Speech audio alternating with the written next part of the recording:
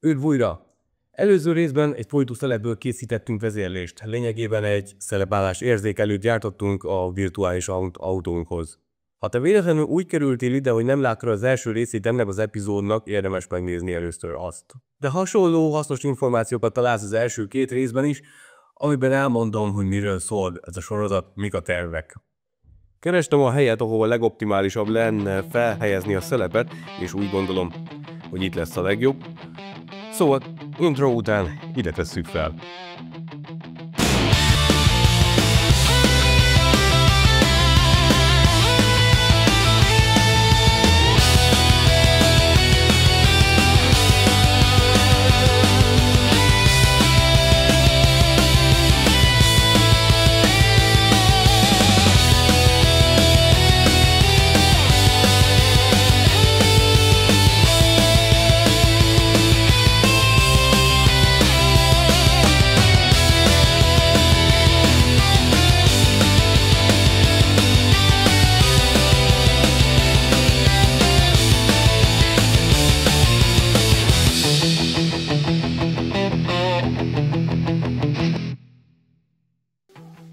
Érdemes előre tervezni, hogy később ne kelljen átrendezni mindent. Jobb, ha tudjuk, hogy hova szeretnénk majd helyezni a további alkatrészeket, így egymást sem fogják majd akadályozni.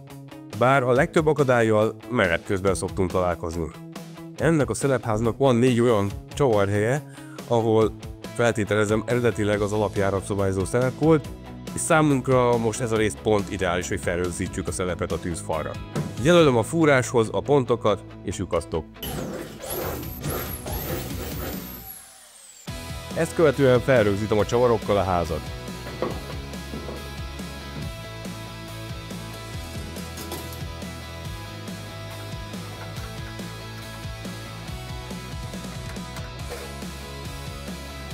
Íme a gázpedál, amiben én már befűztem egy vékony drótkötelet, ami a kerti munkákból megmaradt, és csavarra rögzítettem. A pedált is felhelyezem a helyére. Átvezetem a kötelet a tűzfalon. Valahonnan maradt, vagy valamikor kukáztam, ki tudja. De van ilyen szilikoncsövem, ez tökéletes lesz most a drót elvezetéséhez a szelepig. Levágom a méretet, és befűzöm a drótot.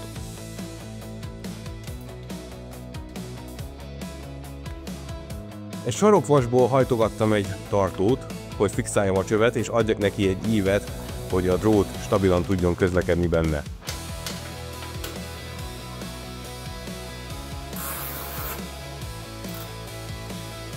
Találtam egy kábeltartót is, így ebből is használok a cső vezetéséhez, de ezt megteszem még több helyen is gyors kötözővel.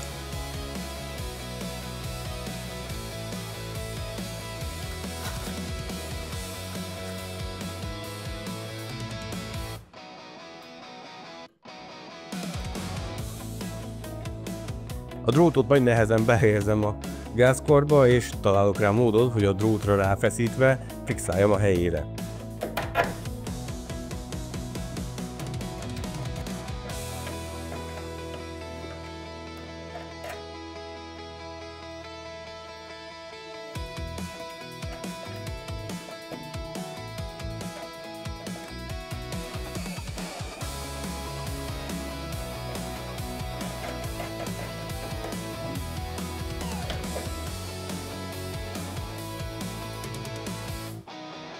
A pedál szépen mozgatja a gázkart, a szelep nyílik, és az előző részben láttuk, hogy ez miként működik a játékban.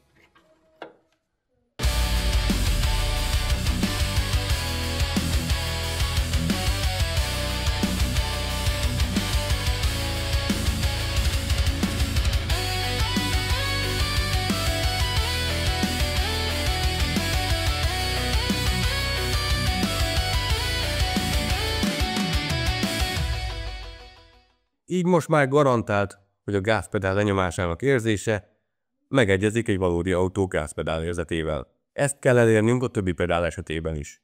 Tehát a következő részben léphetünk a következő pedálra. Ha kíváncsi vagy, de nincs más dolgod, mint iratkozz fel, oszd meg, írd le a véleményed az eredményről. Amint tudok, jövök a következő résszel. Legyetek kreatívan!